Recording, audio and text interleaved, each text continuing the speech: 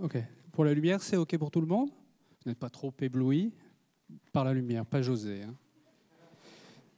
OK. Je vous présente rapidement. On a déjà une question, Nathalie? C'est une blague.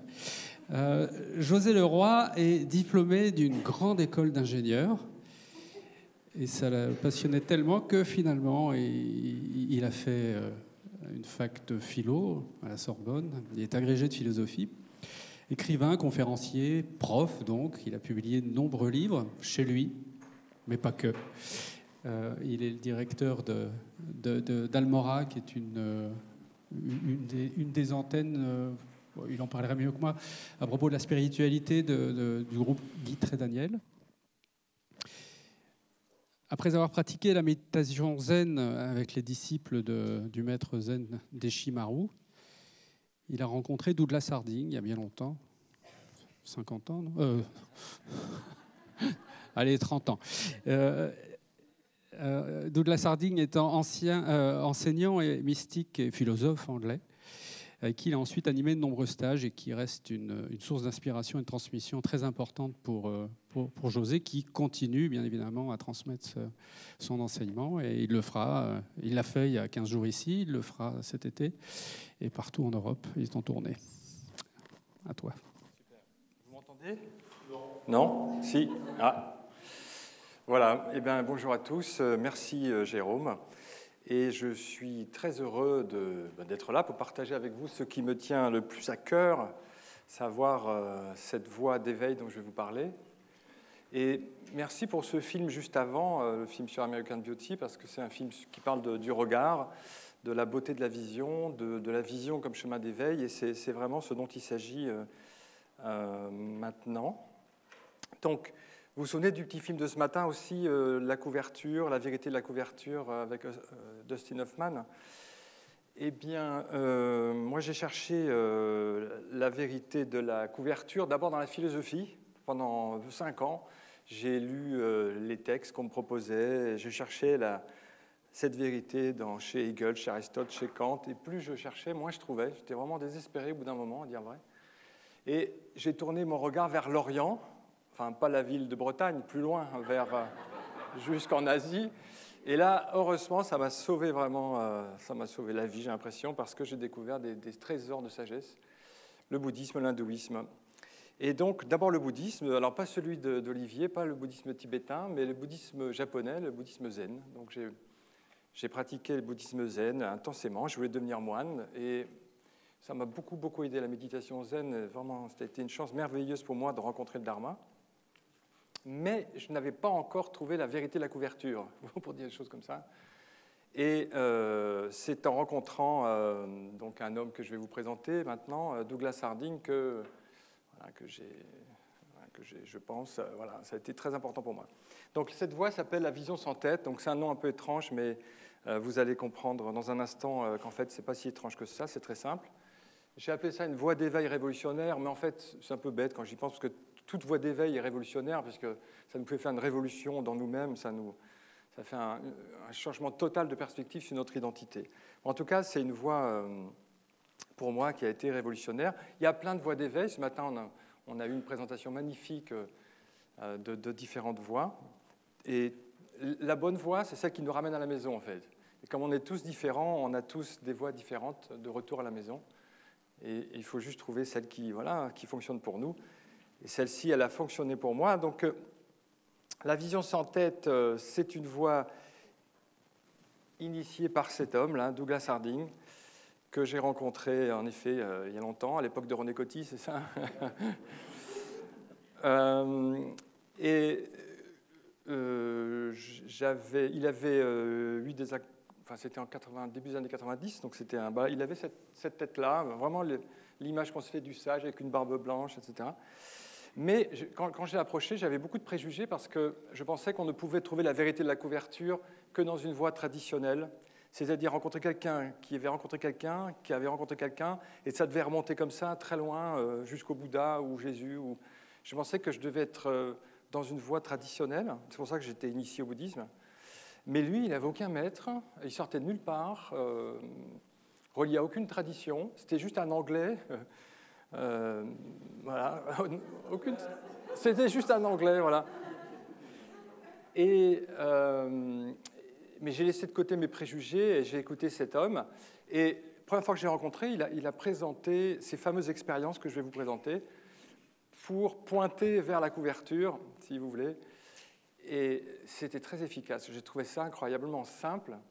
Je n'en revenais pas même de la manière dont il présentait cette voie d'éveil, parce que je m'étais fait l'idée que la vérité de la couverture, c'était compliqué, ça devait être dans des années, après plein d'années de pratique et de méditation. Et lui nous l'a donné comme ça. Il nous dit, non, regarde, c'est là, c'est tout simple. Et voilà, il nous l'a montré. Voilà. Donc, c'est cette voie que je vais vous présenter. Donc, ça, c'est le livre que j'ai lu, le premier. C'est le livre qu'il a rendu célèbre dans les années 60. Voilà, donc avant, comme je ne savais pas très bien à quel moment j'allais passer dans la journée, donc j'avais préparé un petit truc sur la non-dualité, mais déjà on en a beaucoup parlé. Donc vous voyez, c'est un mot en fait non-dualité qui traduit le sanskrit Advaita. On reconnaît derrière la racine, hein, Dvaita, dualité, c'est des langues indo-européennes. Là je vous ai mis le mot sanskrit. Donc c'est vrai que beaucoup d'entre nous ont vraiment eu besoin de l'Inde pour découvrir de l'Inde ou de l'Orient hein, pour découvrir ce concept. Mais en fait, la non-dualité, c'est présent aussi dans nos traditions. Hein. Il y a quelques années, avant le Covid, et pas loin d'ici, à l'Université de Louvain, il y a eu un colloque qui s'appelait Métaphysique et non-dualité, donc dans le département de philosophie, où j'avais été invité aussi. Et pendant 3 jours, en fait, des enseignants, des spécialistes ont parlé de la non-dualité, et beaucoup d'enseignants parlaient de la non-dualité en lien avec l'Occident. Non-dualité Schopenhauer, non-dualité Plotin, non-dualité et Maître Eckhart, dont va nous parler tout à l'heure l'ami Laurent. Donc c'est tout à fait présent chez nous, hein, mais peut-être que c'est un peu oublié et on a eu besoin de ce détour pour le retrouver. En tout cas, moi, ça a été une nécessité de faire ce long détour. En fait, c'est dans nos racines. Hein. Donc la non-dualité, bon, je ne vais pas trop développer le concept, mais voilà, essentiellement, c'est la non-dualité entre le sujet et l'objet, entre l'observateur et l'observé. Et c'est-à-dire que quand on sort de cette dualité observateur-observé, on découvre une présence, le mot a été utilisé ce matin par Nathalie d'ailleurs, on découvre une présence au-delà de cette dualité, qui n'est plus comment dire, limité, séparé par le sujet et l'objet. Donc, évidemment, on peut vivre cette non-dualité de plein de façons. Hein. En fait, on le vit parfois spontanément, hein, c'est vrai. Mais bon, certains, dont moi, on a besoin d'une voie spirituelle pour retrouver cette non-dualité. Alors, je vous ai fait une petite image là. Regardez. Pour bien distinguer la vision duelle et la vision non duelle. J'espère que ça va vous parler. Donc ça, c'est la vision duelle. Vous voyez, il y a un observateur et une chose observée. L'observateur, c'est José, vous voyez. Et donc la chose observée, c'est la fleur. Donc là, vous voyez, il y a un moi, quelqu'un, qui regarde la fleur. Et entre les deux, entre le moi qui regarde et la chose observée, vous avez une distance. Et c'est comme ça qu'on a l'impression qu'on voit le monde. Hein. Il y a un observateur, moi, José, voilà, ici, et les choses qui sont observées, la table, la plante, fausse plante, vous, voilà. Donc, on se vit comme ça, vous voyez, moi, je suis ici, et vous êtes là-bas. Et peut-être vous avez ce sentiment-là aussi, d'être un observateur, là-bas, assis dans vos fauteuils, et puis vous me regardez, moi, chose observée à une certaine distance. C'est comme ça qu'on vit, en fait, le rapport au monde, de manière complètement duelle. Mais en fait, si je vous montre ce que moi je vois, là, supposons que j'ai la fleur, voilà ce que je vois en fait. Je vois la fleur hein, dans ma main. Et est-ce que vous voyez un observateur là? Il est passé où, José? Il n'y a pas José en fait, là, sur l'image. Il y a juste la fleur qui apparaît dans une présence, un champ d'observation, un champ de vision, non duel pour le coup, puisqu'il n'y a plus quelqu'un qui regarde quelque chose.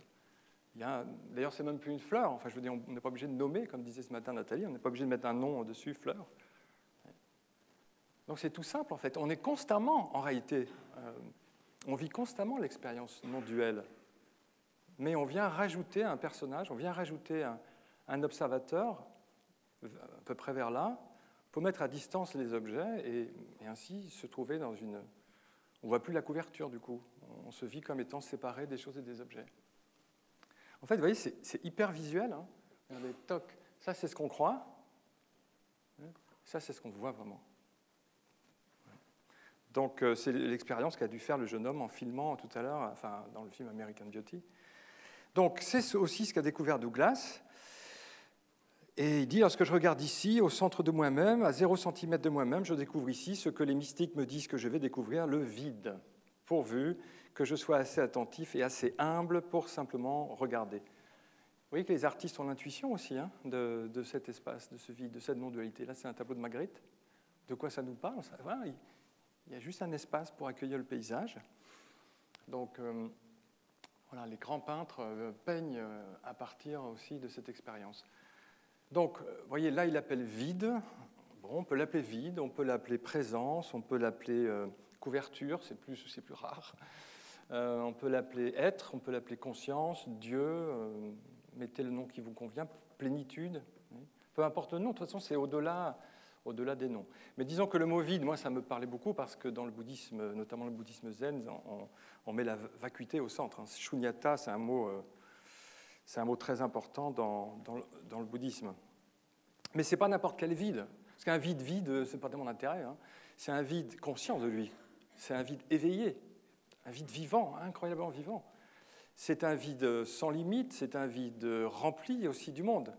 Ce n'est pas un vide qui nous coupe du monde, hein, comme l'a dit tout à l'heure très justement Michael. C'est un pas en arrière, comme tu as dit, un pas en arrière pour faire un pas en avant, en fait. C'est-à-dire qu'on découvre cet espace vide pour mieux embrasser le monde, pour mieux être unis avec le monde, pour être non d'eux avec le monde.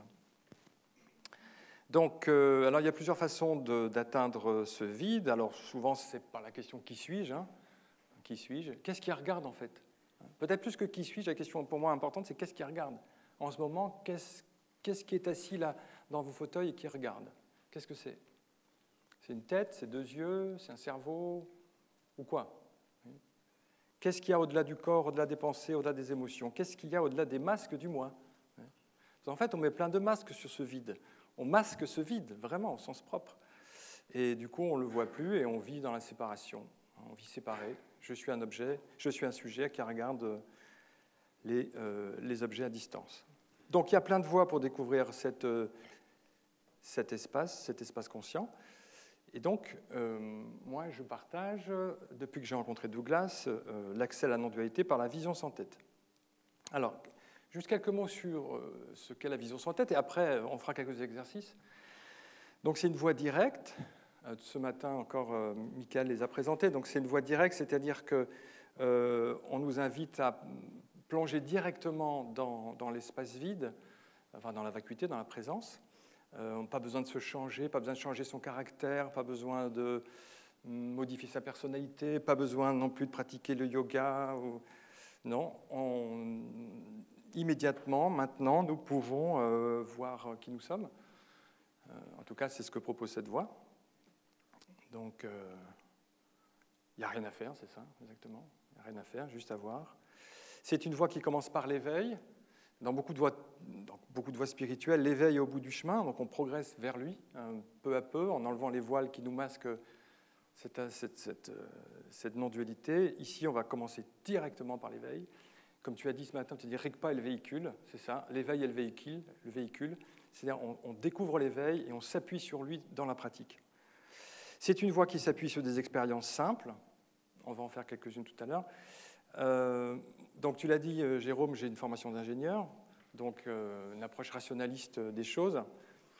Et c'est ce qui m'a plu dans cette approche, c'est qu'on n'a rien besoin de croire, il n'y a pas besoin de se raconter des histoires et d'adhérer à des histoires. On vous invite à constater un fait, simplement, à regarder le fait, à douter et à constater le fait. Et donc c'est une voie qui n'est pas du tout, en tout cas pour moi, en contradiction avec l'approche la plus rationnelle qui soit, C'est un peu comme une expérience scientifique, en fait. Hein. Dans un laboratoire, on veut tester une hypothèse, on met en place une procédure et on regarde le résultat. Il est conforme ou pas à l'hypothèse. Donc c'est ce qu'on va faire tout à l'heure. On va aller dans un lab, dans un laboratoire pour faire l'expérience. C'est une voie aussi qui, comment j'ai dit, oui, qu'on peut suivre très facilement dans le quotidien. Donc Douglas l'appelait méditation pour la place du marché. Parce que, comme l'a dit aussi le film ce matin, il s'agit de voir la vérité de la couverture, mais à chaque instant dans le everyday stuff, hein, dans la vie quotidienne. Donc, c'est très important parce que si on se contente de voir une fois cette non-dualité dans un stage et qu'après, dans la vie quotidienne, on est repris par les mécanismes, il n'y a pas tellement d'intérêt. Et puis, c'est une voie aussi sans maître, sans disciple, démocratique, sans hiérarchie, complètement libre. C'est ça qui m'a beaucoup plu chez Douglas. Il avait eu une enfance dans une secte, donc il avait une horreur profonde pour toutes les hiérarchies, en particulier spirituelles. Donc c'est une sorte d'anarchiste de la spiritualité, pas de maître, pas de disciple, que des amis. Il n'y a que des amis. Voilà. Ça, j'aimais beaucoup, quoi. Donc, alors évidemment, comme il n'y a pas de structure, parfois c'est un peu le bordel, quoi, dans les stages, mais ça ne fait rien, c'est le prix à payer pour que ce soit authentique. Et donc la vision sans tête se diffuse.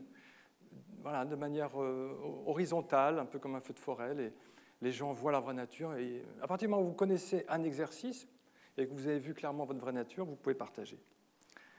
Voilà. Les 3 points de cette voie, donc voir sa vraie nature une fois avec certitude. Ça, c'est le premier point. Sinon, on ne sait pas de quoi on parle, hein, de la non-dualité. Continuer à voir sa vraie nature dans le quotidien. Voilà, que ça ne reste pas juste un événement qui est arrivé une fois, mais qu'on puisse le vivre vraiment. Et puis faire confiance au pouvoir libérateur de la vision. Mais là, la confiance, elle vient en pratiquant, parce que quand on découvre cette vraie nature, on découvre la liberté, la joie, l'amour, on découvre tous les fruits qu'on cherchait à l'extérieur, en fait. Donc la confiance, elle vient très vite dans le pouvoir de cette vision. Alors, quel rapport avec les traditions, me direz-vous ? Bon, moi, c'était une question quand même qui était importante pour moi, parce que, voilà, c'est pas que je cherchais une confirmation dans les traditions, mais j'avais besoin de relier ça à tout ce que j'avais lu, tout ce que j'avais fait auparavant. Douglas était un très grand connaisseur des traditions, donc il a fait le lien avec des tas de traditions. Alors, déjà, Olivier a parlé du Dzogchen ce matin, donc c'est très très proche du Dzogchen tibétain. En fait c'est du Dzogchen, en réalité, la vision sans tête. Hein, c'est-à-dire que c'est un accès direct à la grande perfection. C'est proche du Zen aussi.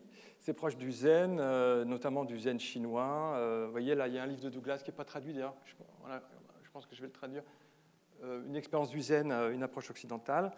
Le message oui, c'est proche du shivaïsme du Cachemire aussi, parce que ce qu'a fait ce matin Nathalie, ce que fait aussi Eric, voilà, c'est plonger dans la pure conscience immédiatement. Voilà, c'est ce qu'on fait. Le message de la vision sans tête, c'est le cœur des grandes traditions spirituelles, hein, s'éveiller au soi. Ce qui est au cœur de la vision sans tête, je vais vous le montrer, c'est le retournement de l'attention, qui est aussi au cœur des grandes traditions. Et puis, les grands maîtres ont toujours dit que l'éveil à sa vraie nature est simple. Si quelqu'un vous dit que c'est compliqué, il parle d'autre chose. Il ne parle pas de l'éveil. Il parle de la... Je vois Laurent qui fait oui. Oui. Voilà. Si on vous dit que c'est compliqué, ça veut dire qu'on parle de la métaphysique, de l'Advaita Vedanta, de la Kabbale hébraïque, de la philosophie des néoplatoniciens. Ça, c'est compliqué. Oui. Mais la vision de sa vraie nature, c'est simple, évidemment. Donc la clé, c'est le retournement de l'attention. En tout cas, c'est une des clés de la vision sans tête, le retournement de l'attention. Voilà, en fait, notre attention est toujours tournée vers l'extérieur. Hein, nous regardons le monde. Voilà. Et du coup, notre attention, comment dirais-je, part en exil, quoi. On est plus centré. On est capté par les choses qui nous fascinent. Hein. On est capté par le film, comme tu l'as dit. On est capté par le film de la vie. On ne voit plus l'ampoule. C'est ça. Et donc, on part dans l'écran, dans le film. Donc, le premier pas, c'est de revenir à la source du regard. Retourner son attention vers le centre du regard, notamment du regard, mais ça peut être retourner son attention, qu'est-ce qui entend les sons, qu'est-ce qui goûte un café, qu'est-ce qui hume l'odeur du jasmin, qu'est-ce qui pense la pensée. Donc on nous invite à retourner la flèche de notre attention de 180 degrés vers celui qui regarde, par exemple. Il ne s'agit pas parce que là on a l'impression qu'on se détourne du monde. Non, parce qu'en fait, une fois qu'on retrouve la source de l'attention, ce qui apparaît, c'est le monde. En fait, c'est le monde qui s'éveille en nous. Il n'y a personne qui s'éveille, c'est le monde qui se réveille. Il se réveille, il était en hibernation, il était devenu gris, tout d'un coup il se réveille, ça redevient magique. C'est ça qui est beau, ça redevient magique. Alors, donc ce retournement de l'attention, il est présent dans toutes les traditions. J'ai écrit un livre là-dessus, que je n'ai pas là d'ailleurs. Là, un petit exemple. Ça, c'est une citation de Huineng, 6e patriarche du Zen, probablement un des maîtres zen les plus importants. Il a écrit un texte qui s'appelle le Sutra de l'estrade. C'est le seul texte qui ne soit pas du Bouddha qui porte le nom d'un sutra. C'est vous dire l'autorité de ce texte, Sutra de l'estrade. Il raconte sa vie, il raconte sa biographie. Donc là, je crois, voilà, c'est un dessin de lui qui déchire les sutras, parce que lui était illettré, en fait. Illettré, et pourtant il a accédé à sa nature de Bouddha. Et il dit, retourne ta vision et le secret est là. Voilà. C'est pas compliqué, ça tient en une phrase. Voilà. Retourne ta vision et le secret est là. Ça va? Voilà. OK. Donc ça, c'est rapidement présenté l'introduction à cette approche. Bon, ce n'est pas une approche très populaire. Je veux dire par là, c'est des petits stages. Mais il y a des gens dans le monde entier qui s'intéressent à cette approche. Il y a des petits stages donc, un peu partout dans le monde, en Australie, aux États-Unis, au Canada, un peu partout en Europe. Parce que comme c'est une voie, on va le voir, basée sur des expériences, tout le monde peut tester en fait ce retournement de l'attention. C'est une approche aussi qui n'est reliée à aucune tradition, donc qui est très très ouverte. Et donc ça intéresse quand même pas mal de monde. Les livres de Douglas Harding sont traduits dans toutes les langues du monde, je crois, y compris le chinois, le japonais, le russe. Voilà, donc passons aux expériences. Tadadam. En anglais, experiments. Donc, expérience de laboratoire, expérience scientifique. Plutôt expérience qu'exercice, parce que s'il s'agissait de faire des exercices, un peu comme on fait des exercices de piano, ça veut dire que, bon, pour l'instant, on est nul, mais dans 10 ans, on sera capable de jouer un morceau de musique dans un café jazz. Donc, on va progresser par les exercices. Là, les expériences nous invitent à voir immédiatement notre vraie nature. Il n'y a pas de progrès, en fait. Vous voyez ?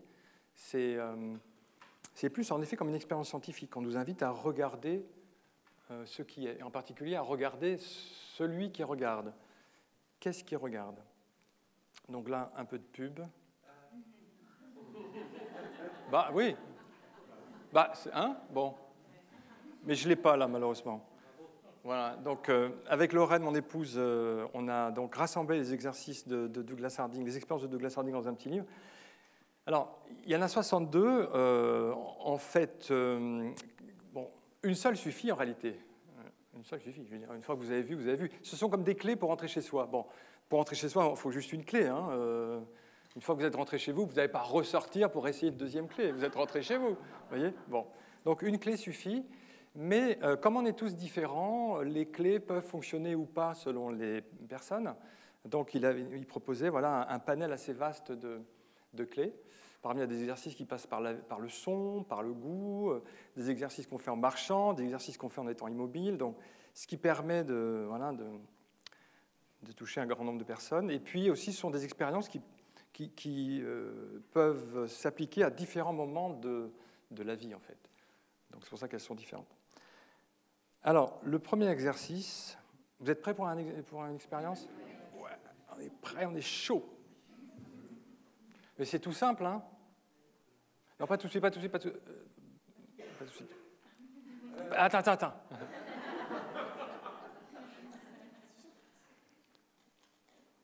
Alors, alors, je vais vous inviter à faire une expérience avec moi. Donc, il faut vraiment la faire. Il ne faut pas me regarder la faire, parce qu'après, il ne faut pas s'étonner que ça ne marche pas. Non, j'ai regardé faire, ça n'a pas marché pour moi. Oui, il faut la faire soi-même. Donc, je vous ai dit que notre attention est tournée vers l'extérieur et qu'il s'agit de la retourner. Donc là, je vais vous proposer un exercice de retournement de l'attention. Voilà, c'est le premier exercice que j'ai vu Douglas faire. Je me souviens même une fois à Paris, dans une salle, il y avait vraiment beaucoup de monde. Et les gens étaient à peine assis à leur chaise. Il fait cette expérience, ça prend 5 minutes. Hein. au débeauté comme ça, tac, 5 minutes, et il dit après aux gens, bah maintenant c'est bon, vous pouvez rentrer chez vous. Il n'y a plus rien. Et il dit, bon, alors, puisque vous êtes là, on va rester un petit peu quand même. Mais, oui. Donc, l'expérience numéro 1, pointer du doigt. Tout le monde sait faire ça, pointer du doigt. Hein. Voilà. Ça, c'est un dessin de Douglas, au passage. C'était un grand dessinateur. Alors, on va pointer différentes choses dans la pièce. Je vais décrire ce que je vois, et je vous demande de vérifier si c'est vrai pour vous. Est-ce que c'est vrai pour vous? Ensuite, vous allez voir, à un moment donné, je vais pointer vers quelque chose qu'on connaît bien, mais peut-être qu'on ne voit pas, et je vais vous poser des questions, et je vous demande d'y répondre pour vous en silence. D'accord? Okay. Donc, alors, je vous invite à faire comme moi et à pointer vers le plafond. Voilà, donc le doigt pointe dans une direction, vous voyez, c'est le plafond. Donc, voilà, c'est un objet assez grand. Bon, c'est grand, c'est assez grand, on va dire. Mais ce n'est pas illimité, vous voyez, ça a des limites. Ouais, ça a des limites. Ça a une certaine forme aussi. Là, par exemple, c'est une sorte d'ovale. Ça a une forme, oui. Ça a une couleur, même plusieurs couleurs, puis il y a des nuances. Voilà. Et puis, ça a un âge aussi. Jérôme m'a dit que ça date des années 60. Voilà. Ça a un âge, voilà.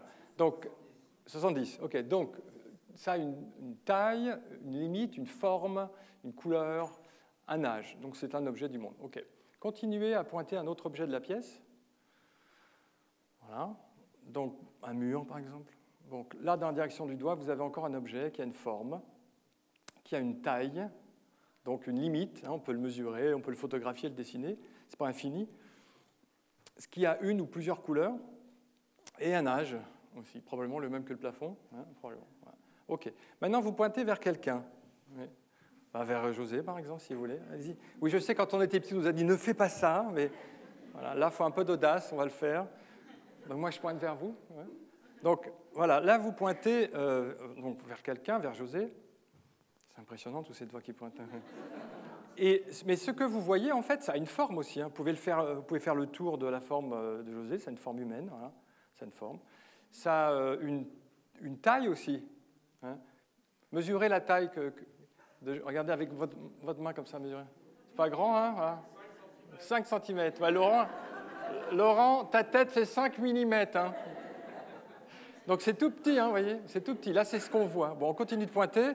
Donc c'est petit, ça a une tête en haut, c'est petit, ça a des couleurs aussi. Hein. Voilà, ouais. Et puis ça a un âge. On ne va pas le donner. Ça a un âge certain. Voilà, ça a un âge. Donc ça fait partie du monde, en fait, c'est un objet du monde. Ouais. On continue le voyage. Maintenant, on pointe vers le sol. Bon, pareil, forme, couleur, taille, forme, couleur, taille, âge aussi. Voilà. Et vous arrivez à votre pied. Bon, le pied, c'est clairement pas le pied qui voit. Hein. Le pied, il est vu. Donc c'est un objet, en fait. Vous voyez, ça a une forme, ça a une couleur, ça a une taille et un âge. Ben, vous le connaissez, c'est l'âge du corps. Maintenant, vous pointez vers votre cuisse.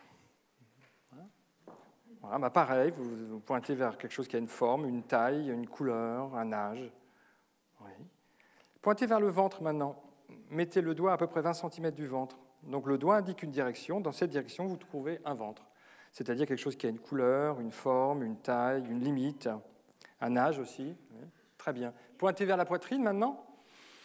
Bah, là encore, dans la direction du doigt, c'est pareil. On a encore un objet avec une forme, une taille, une couleur, un âge. Donc tout ce qu'on a pointé pour l'instant fait partie de la même catégorie, la catégorie des choses, en fait, des objets. Ouais. Bon. Maintenant, je vous demande de pointer vers ce à partir de quoi vous regardez. C'est-à-dire là où d'habitude vous placez une tête. Là, vous avez le doigt qui indique une direction. Et je vous pose quelques questions, maintenant je vous demande d'y répondre en silence. Donc sans l'imagination et sans la mémoire, qu'est-ce que vous voyez comme couleur dans la direction du doigt? Est-ce que c'est rose? Est-ce que c'est noir? Est-ce que c'est vert? Est-ce que vous pointez vers une couleur ou plutôt vers une transparence, une absence de couleur? Une clarté peut-être, une clarté transparente. Est-ce que vous voyez une forme dans la direction du doigt? Tout à l'heure, les objets avaient des formes très précises, mais là, est-ce que c'est le cas? Est-ce que vous pointez vers quelque chose qui a une forme ou plutôt vers une absence de forme? Est-ce que vous pointez vers quelque chose qui a une limite? Quelle limite? Quelle taille? Est-ce que vous pointez vers quelque chose qui a un âge? Sans la mémoire, est-ce que vous pouvez donner un âge à ce que vous pointez maintenant? Donc, est-ce que le doigt est en train de pointer vers une chose colorée, limitée, une tête donc dans laquelle vous seriez enfermé, on ne sait trop comment?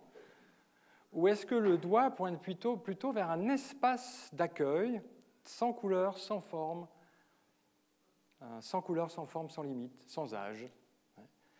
Et ça, c'est quand même surprenant parce que d'habitude, on a l'impression qu'il y a un individu, un observateur là. Mais qu'est-ce que vous montre l'expérience? Est-ce que là, vous n'êtes pas en train de pointer peut-être vers ce qu'on a appelé la couverture ce matin, la vérité de la couverture? Est-ce que vous n'êtes pas en train de pointer vers un espace conscient en fait? Oui. Donc c'est vide et conscient. Mais c'est vide et plein aussi. Maintenant, avec le doigt de l'autre main pointé vers le monde, voilà. Là, l'index de l'autre main, il pointe à tout ce qu'on voyait tout à l'heure et qu'on voit maintenant, le plafond, les gens, le sol, votre corps aussi. Vous voyez, tous ces objets apparaissent dans l'espace que vous êtes en train de désigner avec l'autre doigt. Ce n'est pas juste un vide, c'est un vide plein en fait. Le vide est rempli. On ne peut même pas d'ailleurs séparer le vide et le plein. On ne peut pas séparer l'espace de ce qui le remplit. Vous voyez ? Quelle surprise, je croyais trouver José là, et en fait, je trouve un espace. Maintenant, qu'est-ce qui se passe si on baisse les doigts? Baissez les doigts. Est-ce que l'espace au-dessus de vos épaules se ferme? Est-ce qu'il y a un grand rideau noir qui tombe du plafond pour vous le masquer? Non, hein? Non. C'est toujours ouvert au-dessus de vos épaules? Oui ou non? Oui, voilà. Oui, absolument. Et est-ce que c'est le résultat d'un effort? Non. On peut dire que c'est comme ça que vous êtes construit, grand ouvert pour accueillir la pièce. Moi, je suis là en ce moment, je ne vois pas évidemment la tête de José, je vois toutes vos merveilleuses têtes et la pièce. Je suis rempli par vous. Donc, s'éveiller à la non-dualité, c'est simple en fait. Il suffit simplement de retourner son attention vers l'espace à partir duquel le monde est vu.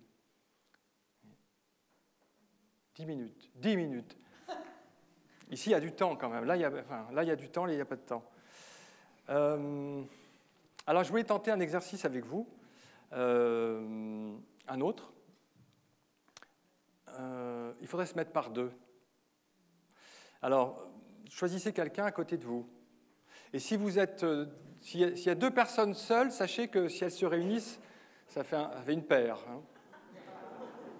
Non, c'est important. Donc, mettez-vous côte à côte, côte à côte. Alors, cet exercice, regardez l'écran, s'appelle la relation. La relation. Et nous, quand nous ne sommes pas conscients de notre vraie nature, nous avons l'impression que nous sommes dans une relation face à face. Là, vous avez Lorraine qui n'a pas pu venir aujourd'hui, ma chérie. Et José, donc, voilà. Donc, on pense qu'on est comme ça, face à face, avec une distance entre les deux. Ça, c'est ce qu'on croit. Ça, c'est ce qu'on imagine. Ça, c'est ce que le langage nous raconte, hein, face to face, même en anglais. Vous êtes face à face. Ah bon, je suis face à face, c'est vrai, hein. Mais justement, on va essayer de voir si c'est le cas. Donc, voilà, vous avez trouvé quelqu'un? Tout le monde est quelqu'un tout seul? Ah, ici, on a une toute seule.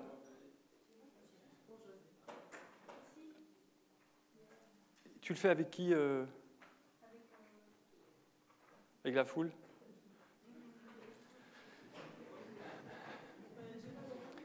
Alors ça, c'est un exercice très simple qu'on peut appliquer dans le quotidien, parce qu'on est, on est tout le temps en relation. Hein. Donc voilà, tournez-vous vers la personne. Voilà.